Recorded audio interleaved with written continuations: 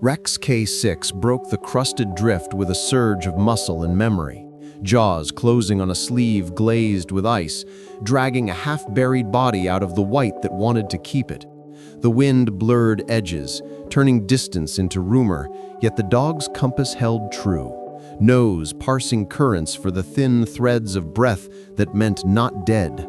Behind him, the snowmobile idled like a caged animal, exhaust ghosting upward, while Dane Mercer scanned the tree line for the shadow he had counted twice and seen 3 times. The pulse under Dane's fingers struck faint and frantic. The badge on the man's chest wore frost like armor, his name lost under rhyme, his lips blue and stubborn. In the hush between gusts, Rex's ribs rose and fell like bellows, amber eyes locked on the path back, not forward, as if escape would demand a return to where the storm began. Hours earlier, the cabin had been a map of warmth, iron stove ticking, wet gloves steaming, floorboards carrying the weight of men thawing back into themselves. Dane had kept the lights low, not from fear, but from the habit of a soldier who knew glare invited geometry he didn't want. A pattern of knocks had delivered 2 officers to his door, battered by weather and something harder to confess. Their breath had smelled of metal and distance. Their radio had spoken in broken teeth. Rex K6 had stood at the hinge between welcome and warning, not barking, only listening, as if a single wrong shift of air would turn mercy into trap. The storm pressed the walls with the steady insistence of a debt collector. On the table, a folded map showed the Tanana like a sleeping animal. On the window, frost feathered into a letter no one could quite read. Dane had recognized exhaustion masquerading as control in Sergeant Owen Reed, the way shoulders held a quiet tremor that training calls discipline and bodies call a price. Eli Blake, younger, had worn courage too thin for the cold's appetite, his feet speaking in the numb language of damage. The kettle stitched steam into the air. Rex K6 tracked patterns around belts, boots, and the unmarked edges of story. Somewhere in the white, 4 men moved like rumor, a crew without faces, their footprints erased as quickly as they were made. The radio had died first, the cruiser second, and then the certainty that maps solve weather. Dane, once recon, still counted distances by heartbeat and door latch. He kept the blanket within reach and the rifle where it belonged, not as threat, but as punctuation. Rex lay sphinx-like, head lifted, ears tuned to the seam where wind ends and decision starts. When morning arrived, reluctant and gray, the storm loosened its grip but refused apology. A 3rd knock sounded, measured enough to carry authority through wood. The woman on the porch wore resolve more than rank, pale green eyes bracketed by fatigue and purpose. Kara Jensen introduced the kind of mandate that walks on snow alone because waiting costs lives. Her presence rearranged the room's physics, turning recovery into movement. Rex K6 tested her scent the way a locksmith tests tumblers, shoulder to Dane in a quiet vote. Outside, the spruce held their breath. Inside, steam laced the air with the scent of pine tar and boiled leaves. Reed's gaze slipped to the window as if guilty of seeing the shadow Dane had chosen not to name. Blake's toes told truth through pain. The plan formed itself in the language of necessity. Fuel, sled, route, trust the dog, avoid the river's false floor. Back in the present, with a rescued officer shivering toward consciousness on the sled, Rex K6 circled once, then faced the wind as though challenging it to change direction. The man's name emerged through chattering breath. Jonah Daniels, 3rd in a string that was never meant to separate. Dane tightened straps with the tenderness of a man who never admitted tenderness, while Kara scanned the line where spruce became suggestion. The outpost chimney, a smudge of darker air against brighter cold, promised heat that might arrive too late or just in time. The snowmobile protested, then relented, tracks cutting a statement across the page of white. Rex ranged ahead, recalibrating with every gust, reading which glitter meant crust and which glitter meant water. Dane rode the throttle like a prayer he didn't say. Daniel's pulse tapped Morse code against the blankets, asking questions the wind tried to erase. Night had its own geometry. The previous evening, Rex had stiffened near the door, not with fear, but with arithmetic. Dane felt the calculation reach him before sound did, a tremor of attention that turned a room into a diagram. Through the curtain slit, a figure stood where the trees begin to listen, and men stop pretending they are alone. The shadow did not advance. It didn't retreat either. It lingered like a bet against sunrise. Reed had admitted pursuit then, words stripped of bravado, edges raw with duty. Burglary crew, violent pattern, river roads, a chase that believed itself smarter than the storm. They had thought they herded wolves and learned too late that whiteouts collapse distance for everyone. The map on Dane's table felt smaller and the cabin heavier, the way shelters sometimes do when danger learns your address. Rex's low growl braided with the gale until the wood remembered it was forest. They left at first light because waiting dilutes courage into second-guessing. Dane's snowmobile coughed awake like an old fighter, clearing scar tissue from its lungs. The sled bore blankets lined with the smell of cedar and years, edges worn smooth by hands that prefer repair to replacement. Kara moved with economy that comes from seeing decisions turn to statistics. She checked straps, angles, and the fugitive math of fuel versus distance. Reed positioned himself over Blake as shelter and apology, features softening whenever the younger man flinched. Rex K6 became a metronome, setting tempo for the convoy with the confidence of an animal that never over-explains instinct. The river lay ahead under a quilt of lies, promising solidity where it thinned to hunger. The sun pretended interest behind a lid of pewter cloud. The world simplified into 3 tasks: move, breathe, listen to the dog who knows where the ice remembers warmth. Non-linearity lived not just in time, but in trust. Years earlier, Dane had learned to measure people by the way they approached doors. Mercy taught him to open. Injury taught him to open small. In a desert, far from snow, a convoy had misread quiet, and the night wrote a scar along Dane's scalp, the shape of a comma that never quite ended. That lesson waited in his boots as he lifted the latch for Reed and Blake. Tonight's storm translated an old grammar into new sentences. Today's mission borrowed that caution without apology.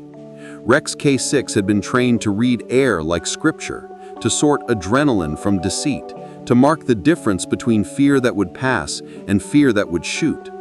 When he leaned into Dane's shin, it meant hold the right, watch the glass, trust but inventory. The cabin's timber remembered every hand that built it. The room remembered Mercy's cost. The first near fall happened where the river disguised itself as land. Rex planted and barked twice. The sound clipped like a command to physics. Dane tested with his stick and found absence, disguised as weight. The snow there held its breath, above a dark that waited with patient appetite. They rerouted, the new path longer but honest. Blake's teeth chattered in a rhythm that refused to sync with the engine.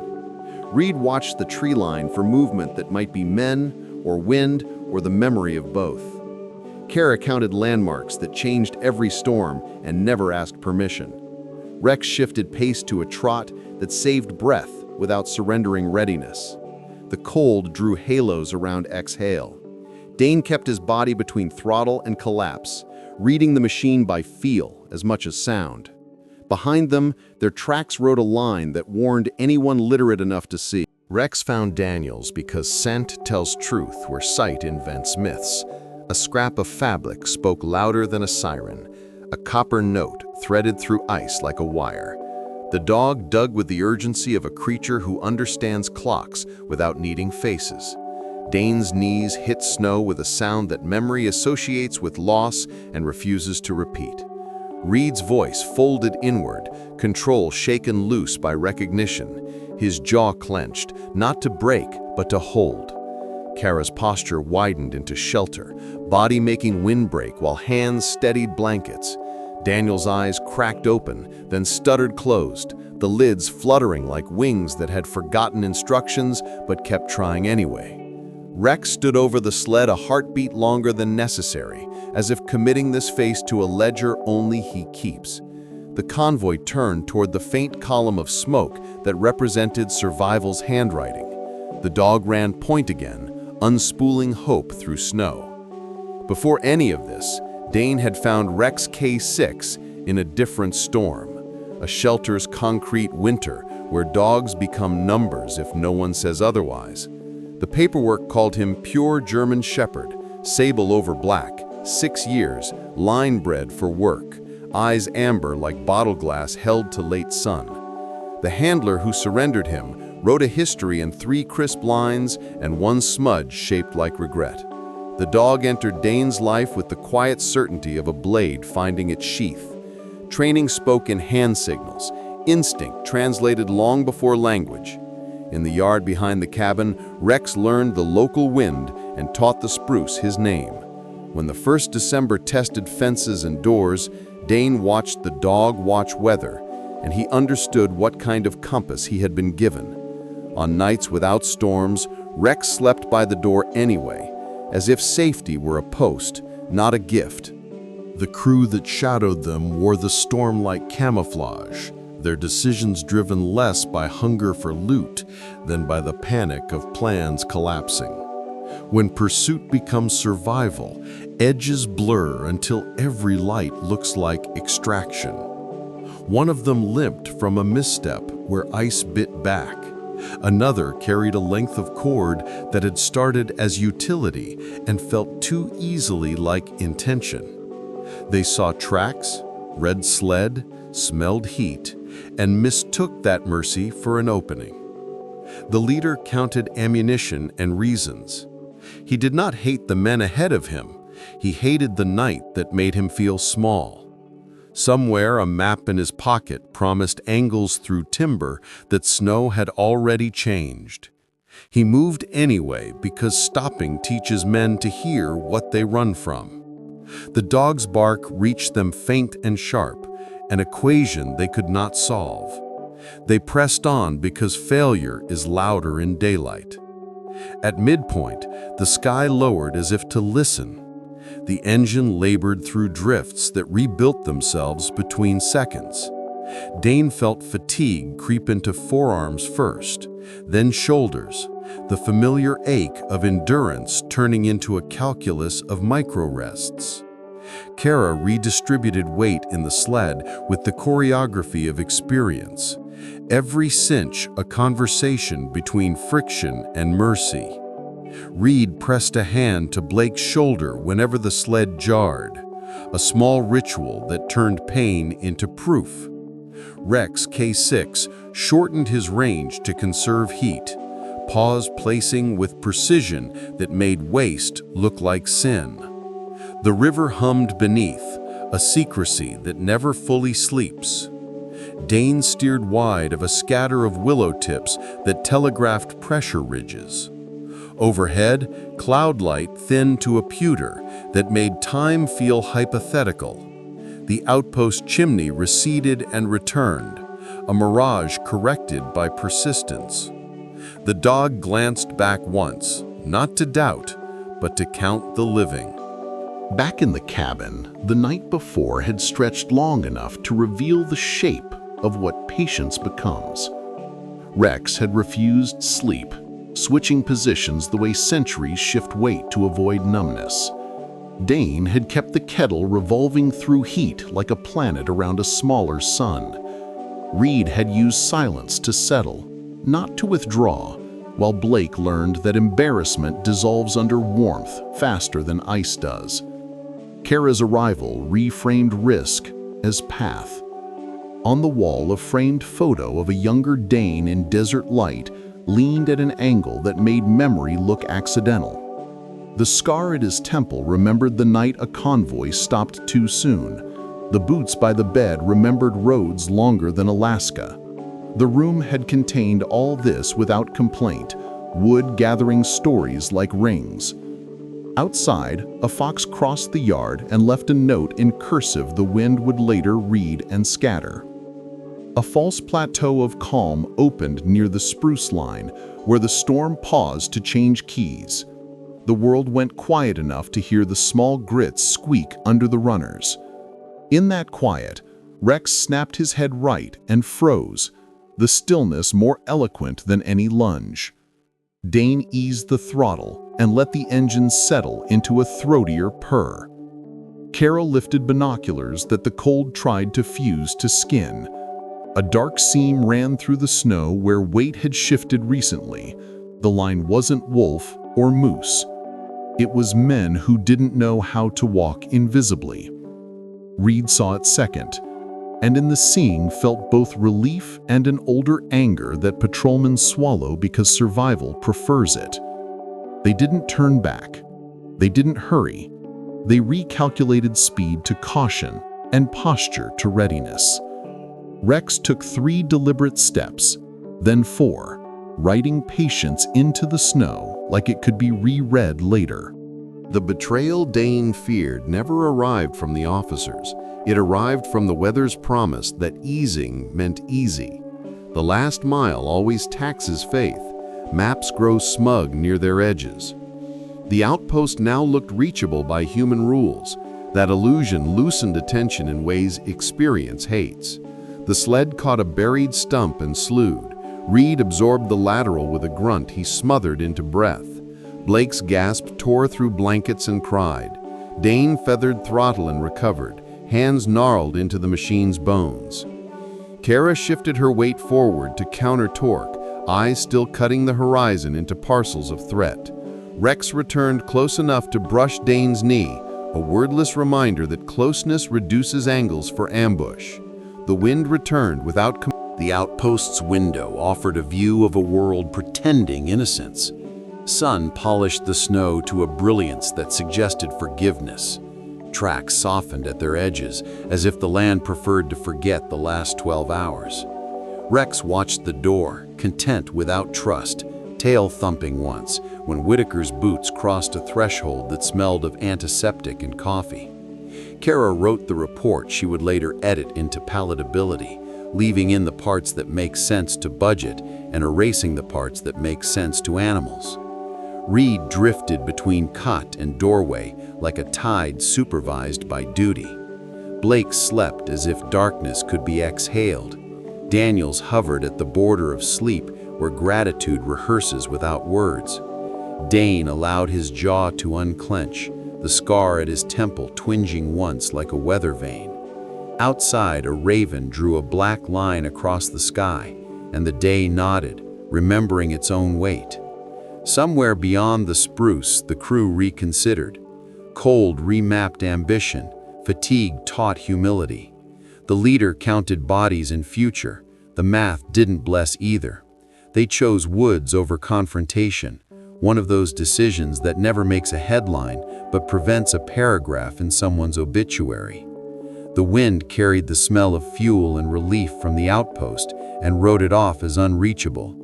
Their retreat wasn't redemption, it was survival rediscovering arithmetic. In the distance, sirens, a day late and a minute early, braided with the river's distant groan. The forest exhaled a torsion of birds. Their footprints never found the frozen road again, disappearing into a geography that swallows men who mistake snow for silence. The storm that had once been enemy turned accomplice, smoothing away the day's rough edges until the land looked like legend. Rex lifted his head, listened, and allowed sleep to reclaim what vigilance had rented. Nonlinear memory loops back to the first knock anyway, because choices deserve autopsy. Dane had weighed the distance from latch to stove, from voice slot to trust, from fear to kindness. He had inventoried weapons not to use them, but to subtract their temptation. He had measured the air the officers carried in with them, the copper tang of effort, the frayed thread of hope, the metallic echo of duty stretched thin. Rex had judged posture, not faces, storing conclusions behind stillness. The door had opened because Dane believes in doors, even after life tried to teach him otherwise. The cost of mercy is vigilance plus aftermath. He paid both, willingly. The storm pressed against the cabin like a giant listening at keyholes. The room made space without bending. Outside, tracks stitched towards safety that hadn't been invented yet. Inside, A dog and a man decided again that rescue is not a story, it is a practice. After treatment settled into ritual, Whitaker moved from crisis to craft, checking pulses the way carpenters test joints. He explained little, performed much. Warm IVs bled heat into veins. Gauze replaced improvisation. He nodded once at Rex K6, a salute from one professional to another, then returned to the business of keeping men attached to mornings. The stove radiated a kind of forgiveness only iron knows. Kara finally let her shoulders drop 2 centimeters, a private luxury. Reed took inventory of weapons, not to fight, but to understand how close they had been to needing to. Dane washed his hands at a metal sink that had seen other storms turned into stories. The water steamed like small prayers. Rex shifted nearer to the door again, as if comfort in danger's edge. The room breathed.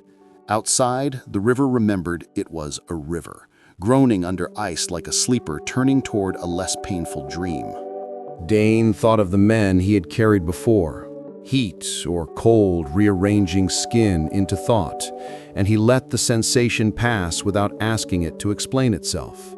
He watched Daniel's chests labor less, Blake's hands stop their involuntary counting, Reed's gaze learn the luxury of bleaking without consequence.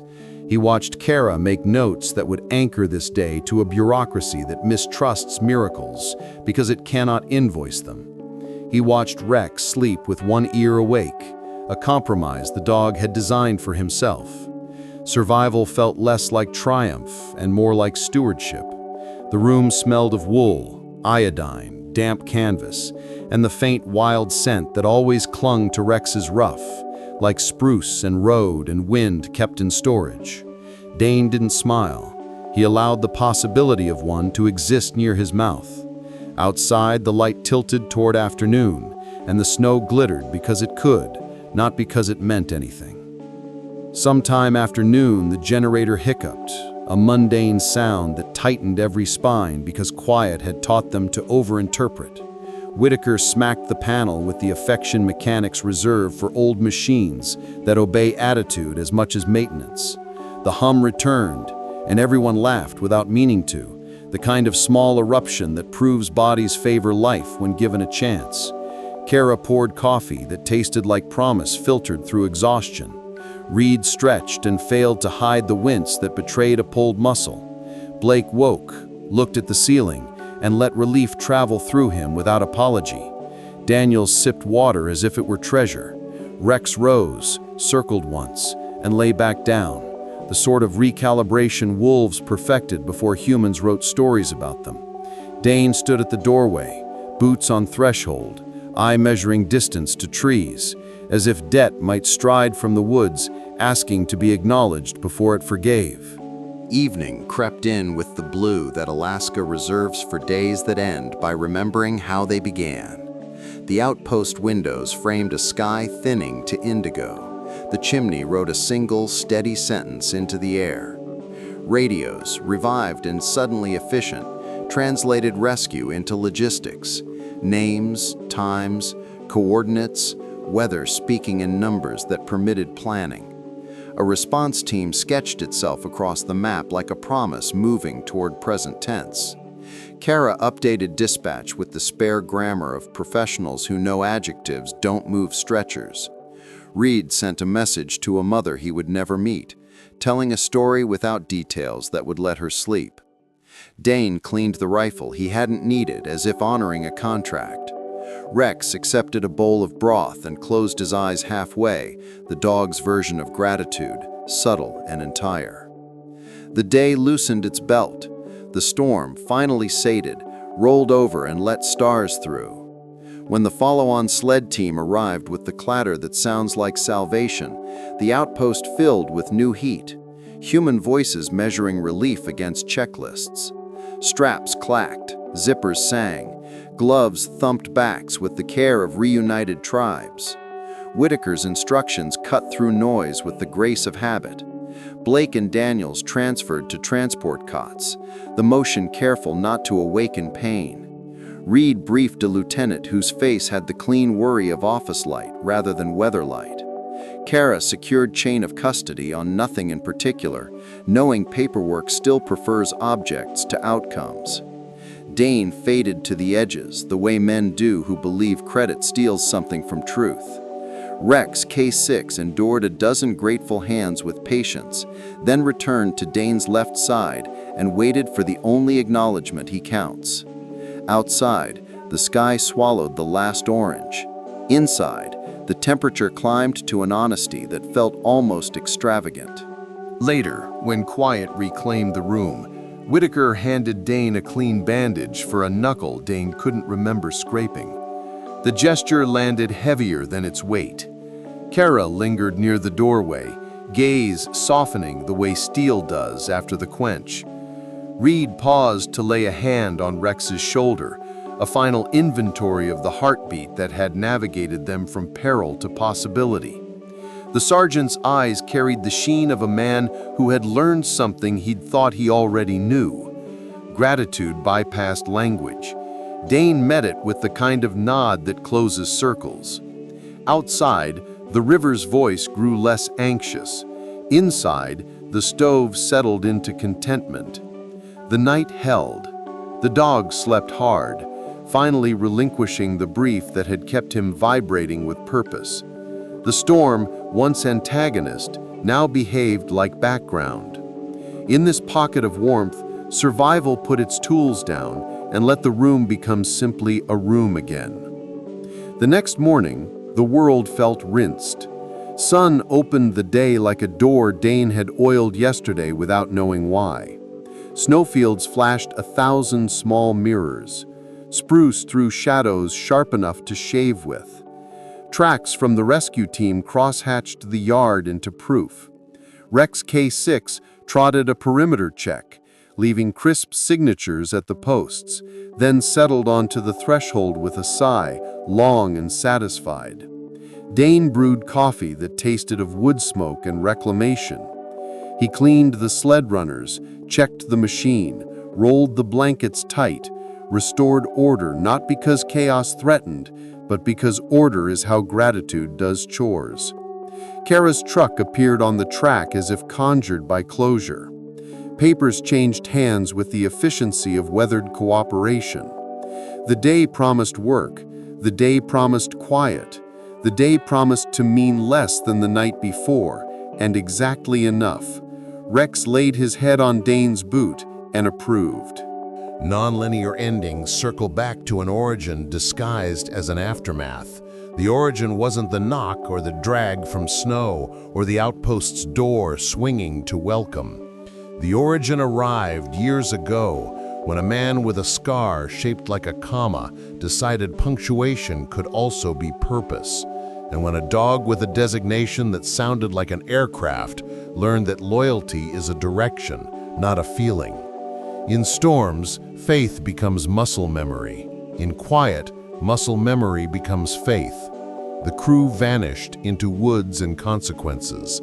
The officers returned to lives that would measure days as before and after. Whitaker would flush another radiator and refill a bin with gauze.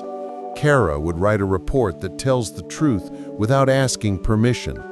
Dane would sand a door edge that stuck in cold. Rex K9’s would nap light and wake fast. The river would keep secrets because it always has.